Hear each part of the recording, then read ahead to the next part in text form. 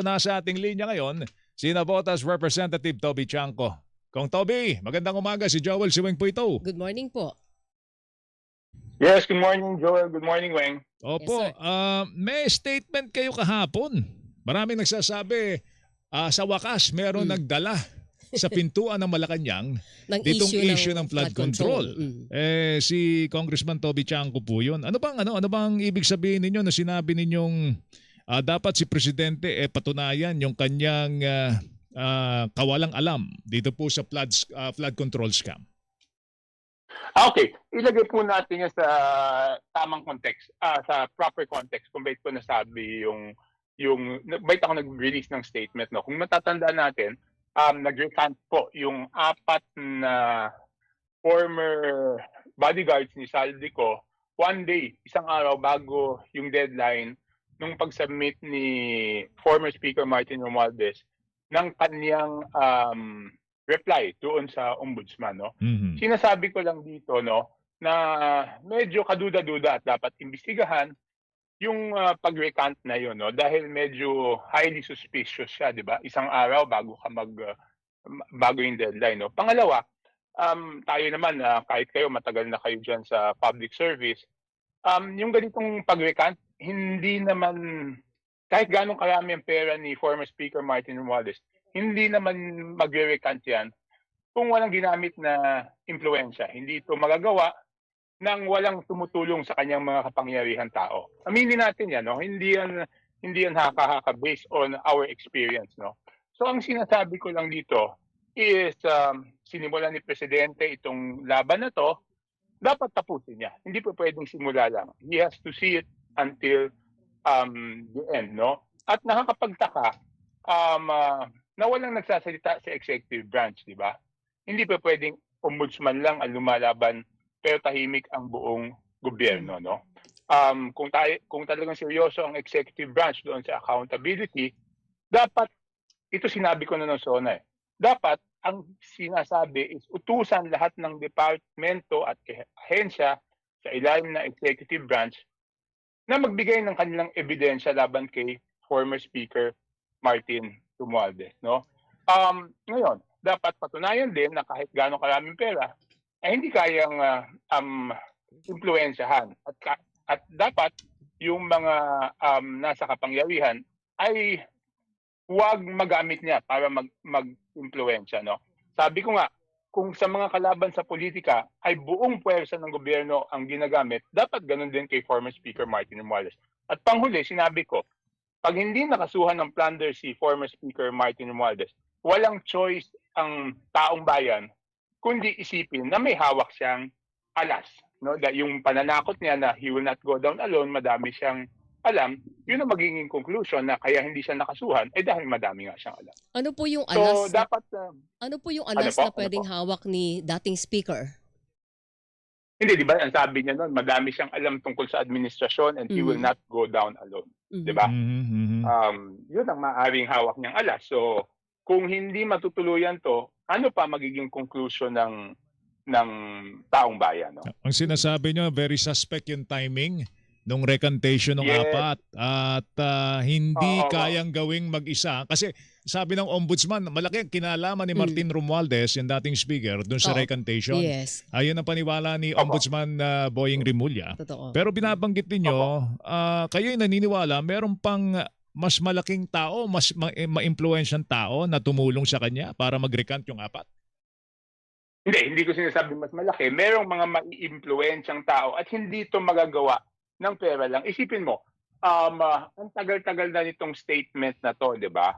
Bakit biglang magre-recant sila sa huli? Di ba? At yan, sabi ko nga, sa tagal ng experience ko dito, sa mga ganyang bagay, hindi mo mapapabaligtad yan ng basta-basta pera. Diretsuhin natin. May pressure yan. Diretsuhin na natin, di ba? May Hindi ka influence. naman makakapag-pressure. Pressure, may pressure yan. Sabihin na natin may konting pananakot. Hindi ko alam kung anong klaseng pananakot. Pero hindi yan magagawa ng pera lang. So, Yung ma-influensyang tao, saan ho yun? Sino galing? yun? Sino po yun, Congressman Toby? Hindi, siyempre pag sinabi nating maimpluwensya sa ano 'yan, nasa gobyerno 'yan. Hindi naman po puwedeng may impluwensya yung wala sa gobyerno 'no.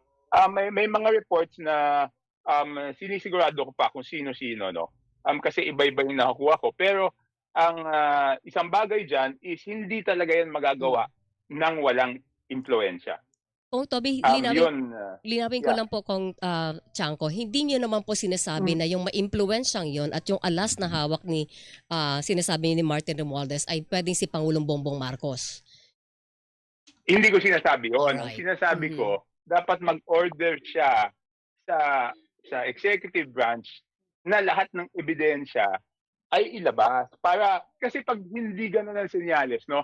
Alam mo, yung doon sa SONA, no, balik tayo sa SONA, di ba? Nung in-interview ako ng SONA, sabi kong satisfied ako. Sabi ko, parang mixed signals eh. Hindi buo yung pagkasabi na dapat tumulong ang executive branch. Di ba dahil may sinabi siya doon na masakit man, kailangan parang ganun eh. Ang natandaan ko doon is yung masakit man di ba? So sabi ko, pwedeng maging mixed signals yan. Kasi di ba pag ikaw nasa doktor, iniiniksyonan ka, sinabi mo ay masakit. Anong gusto mong gawin ng doktor? Idiin pa yung iniksyon o Huhugutin na. dahan-dahan?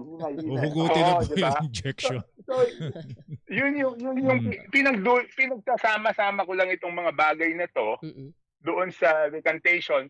Baka may mixed signals, baka mayroong mga parte na executive branch, teka, ano ba to? Baka nasasaktan, hindi lang masabi, di tulungan natin, hinay-hinay tayo, di ba ganon? So kaya sinasabi ko, dapat utusan na yung executive branch para maliwanag ang senyales na walang talagang kamag-anak dito. Yun ang ibig ko sabihin sa statement na yun. In short, nakukulangan pa po kayo sa mga hakbang salita ng Pangulo patungkol po dito sa flood control anomaly, Congressman Tiangco. Kulang na kulang para sa inyo. Yes.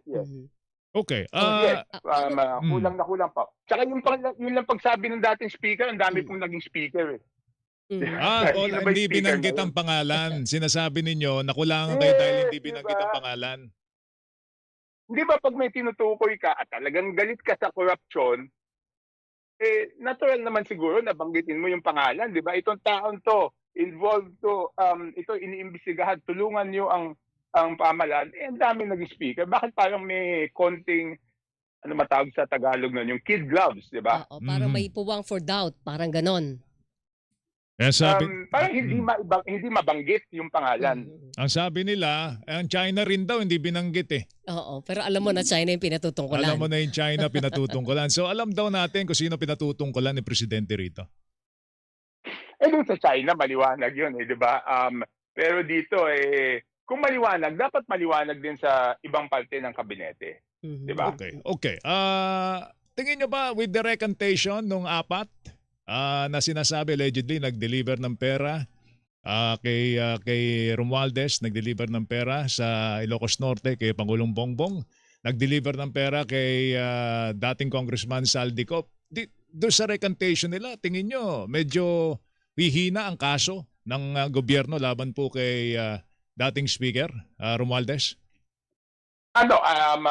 Nadinig ko po yung press release ng Ombudsman and I believe in their capability. Sabi naman nila hindi, no? Dahil may natira pang 5. Doon sa 4 na nag-recant, 3 lang doon yung may personal affidavit, no? Hindi 4. So may natira pang 5. Congressman, kung nagdududa kayo kung halimbawa ang duda ay ginapang ng panig ni dating House Speaker Martin Romualdez, yung 4, yung mga nagbigay ng testimonya sa Ombudsman, bakit 4 lang yung bumaliktad? Bakit kaya hindi lahat sila para sigurado na walang tetestigo laban sa kanya? Alam niyo, buti tinanong mo yan Weng. May nagsabi na sa akin siguro, hindi ko alam, 3 or 4 weeks ago, nasa phone ko yung exact date may nagkwento sa akin yan, na inofera na at tumanggi. At sinabi sa akin nung time na yon 4, no, tumanggi. So parang later on siguro, hindi na nakayanan, bumigay na. No? Nagkamali lang ako doon dapat in-expose ko na yon at that time na kwento sa akin Ano ulit yung tanong mo? Bakit hindi lahat? Bakit hindi lahat ang na-offeran para siguradong walang tetestigo laban sa kanya? Bakit 4 lang? Bakit apat lang po? Oo. Yun na nga, nung una pa lang naman apat na sinasabi. Mhm. Apat na eh. Siguro yun yung talagang hindi na nakayanan yung pressure Okay, pero ang o yung ang temptation, tama ba whatever yung dinig you ko call it. na ang offer ay lahat para do sa lahat? Pero apat lang yung Hindi, bumigay, hindi. yun ang sinasabi niyo? Hindi, nung kwento sa akin, Hmm. at that time, sinabi apat talaga. Nung time pa lang na yon, Opo, alright. sinabi apat ang inoferan, Mhm. pero hindi pumayag at sila pa nagkwento dun sa mga kasamahan nila. Okay. Sige, baka natin yung mga development dyan. Kayo ba'y naimbitahan pa sa Malacanang? Congressman Hindi na Toby, po, hindi na. wala na kayong mga lunch Um, doon. Hindi, meron silang lunch. Meron Sila. silang lunch, Kayo pero hindi na kayo kasama. hindi na ako imbitado since April. Ako naman okay lang, no? Ang medyo masakit lang doon is pati yung wife ko na yun naman ang pinsan nila na wala namang kinalaman sa pinagagagawa ko, hindi na rin nila inimbita, no? So, Hmm. ako okay lang naman. Wala namang problema sa akin yun. Okay. Meron kayong panukala kasi meron na naman tayong budget. Sinabit na po ng DBM yung 7.2 trillion Today, budget for isasubmit. 2027, di ba? Today, isasubmit sa Ngayong House. araw na ito, Yes po, isasabit yes po po. sa House of Representatives. Ginawa na ng House na payagan yung mga civil society groups, Weng, na Oh, since the silipin, di ba? 2026 budget, At yes. I'm sure magpapatuloy po yan. Ano pa ba ang pwedeng gawin para humatiyak na yung budget po natin ay hindi po malulusutan ng mga kawatan? Number one, ito pinaka-importante, no? Hindi sila pumayag sa akin ito last year, no?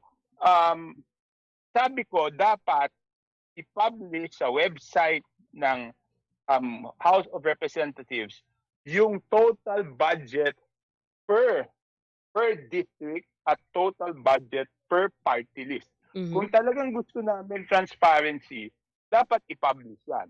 So, hindi nila ako pinagbigyan noong last time, no? So ngayon, mananawagan ulit ako na kung talagang seryoso about accountability, that is the first step towards accountability.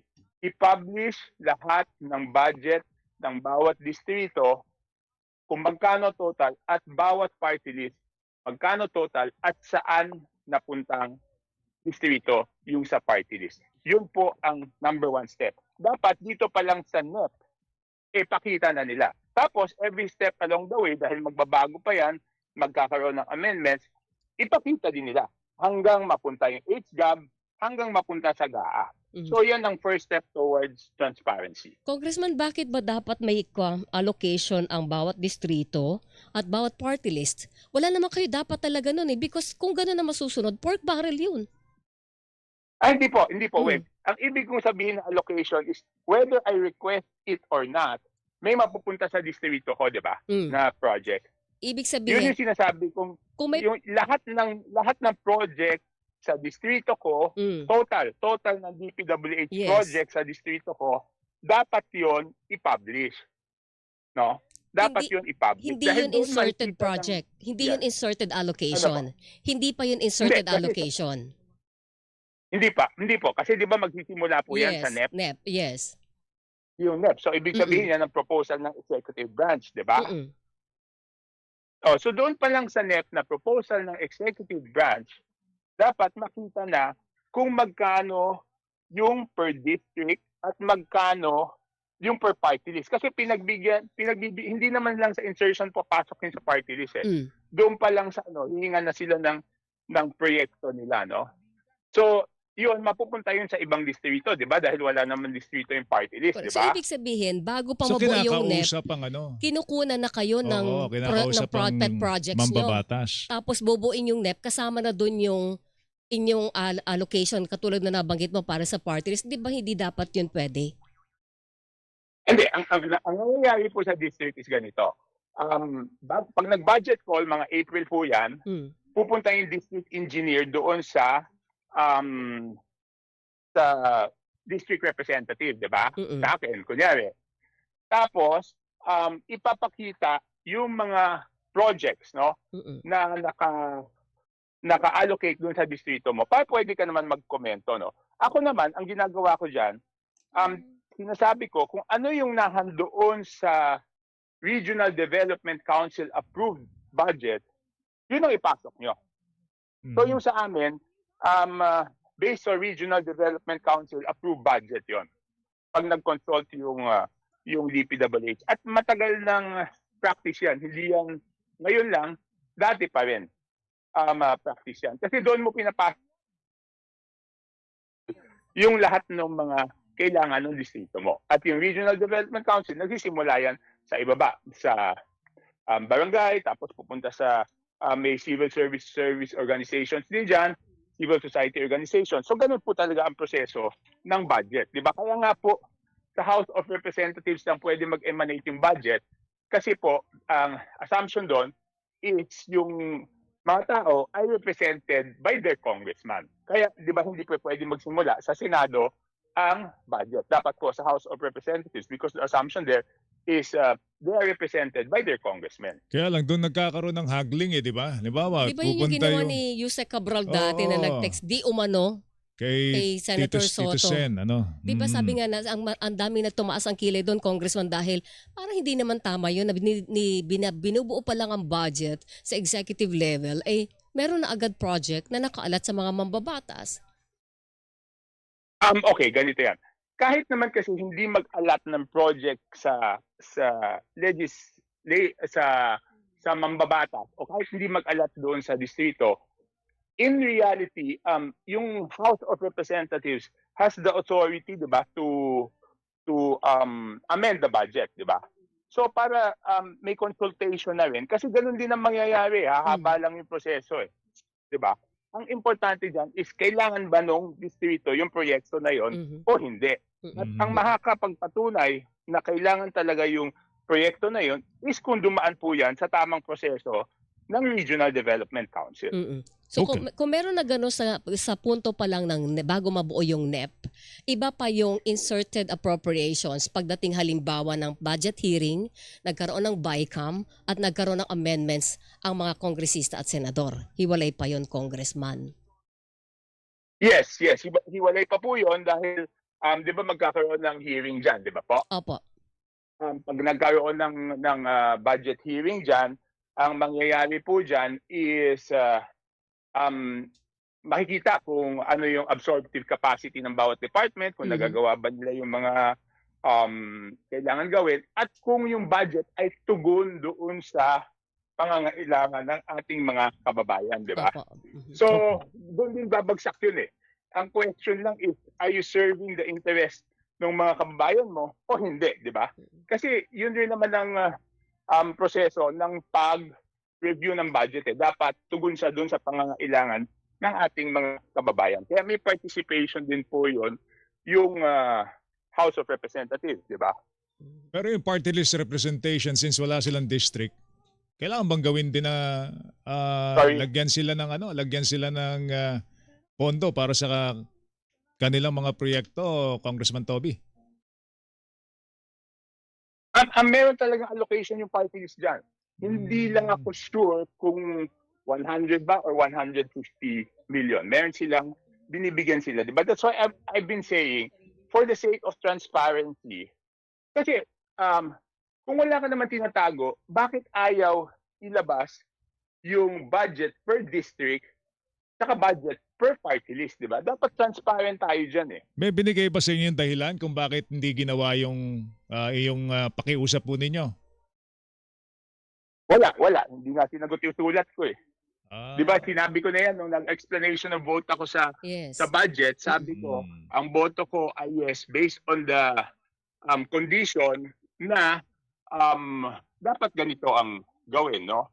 Dapat ibigay, no? At kaya pala ako I was very demanding about that is because may dalawang proyekto na pumasok sa nabotas na maliit lang naman, 3 million each, na hindi ako yung nag-request, hindi rin request ng district engineer, na hindi rin request ng DPWH NCR. So hindi galing sa DPWH, hindi galing sa local government. At dahil nga walang consultation, ito naman yung importante bakit may consultation, no? Yung dalawang proyekto na nakalagay sa nabotas for 3 million each na insertion doon sa HGAB, hindi naman ma-implement Kasi walang proyektong ganun So hindi ho Diba? Di siya sayang yung 6 million doon. hindi siya na-implement naman. Hindi kasi kung okay lang naman hindi ma-implement kaysa na mapunta ho sa kamay ho ng magnanakaw. Yung 6 na milyon, Kong Toby. Hindi na. Hindi na implement. Dahil nung tinatanong-tanong ko, pati yung barangay, kung saan itatayo yon, tinanong ko sila, may request ba kayo dito? Kasi baka yung barangay naman nag-request sa party list o kung saan. Sabi nila wala din eh. Tsaka wala talagang proyektong ganyan. So ibig sabihin, di ba, kung sabihin mong 100 million yun o 200 million, di ba 100 million yun o 200 million na dapat nailagay sa proyektong Na iba. dapat Mm. magawa. Magawa. Isa naman hindi. Ito ang tanong ko, Eh halimbawa. ayaw nila eh. So this time talagang hihingin ko yan, no? Oo, alright. Na dapat talaga ipakita nila. Basta Alright. naman sigurado natin, Joel, Congressman Toby, na pag gano'n na hindi na ipatupad ang proyekto sa National Treasury yung balik po o sa Bureau of Treasury ang balik ng pondo. Hindi yung walang proyekto pero may pinuntahang bulsa yung pondo. Hindi, sa National Treasury pupunta yung pondo. Agree Exactly. tayo dyan, Weng, no?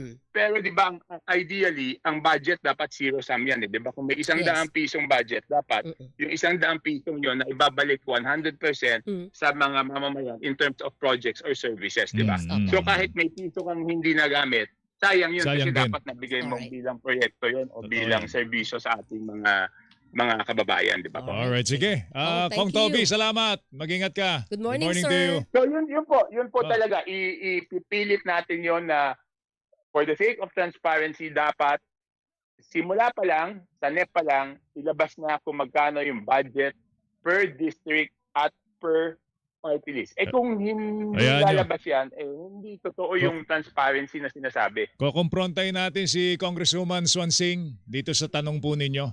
Kasi siya Para yung ho, siya ang chairperson ng Committee on tawag doon? Appropriations sa Kamara. Sige. Appropriations. Sige. So, thank Kong you. Toby, thank you. Okay. Thank you. Morning. Good morning, sir. Congressman Toby Chanco, Navota City. Mga kapuso, patuloy po tayo nakipag-ugnayan sa Malacanang sa pamagitan po ni Palace Press Officer Undersecretary Claire Castro. Pero hanggang ngayon ay wala pa rin pong tugon sa ating mga tawag. Nagpadala na rin po tayo ng mensahe kay Congressman Martin Romualdez pero wala pa rin po siyang tugon.